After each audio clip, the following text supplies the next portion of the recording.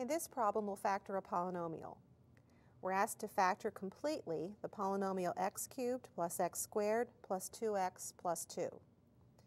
The first step will be to look at each term, or all the terms, and see if they have a common factor, which they do not. Then we look at the number of terms. Here there are 4 terms.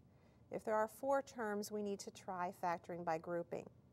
I'm going to group the first 2 terms and factor out a common factor, and the third and fourth term and factor out a common factor, and see when I'm done if I have a common binomial factor.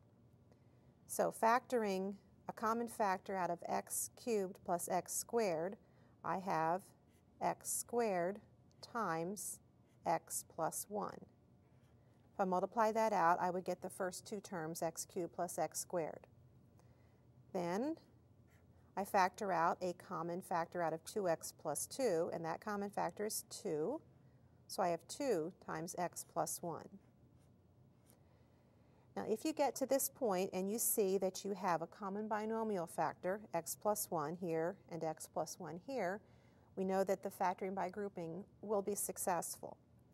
So we factor out of this part and this part that binomial factor x plus 1.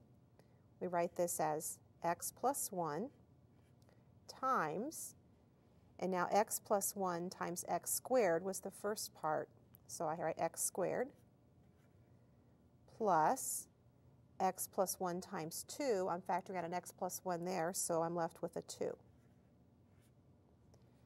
Now I need to check each of these factors to see if it can be factored further. I have x plus 1, which cannot be factored.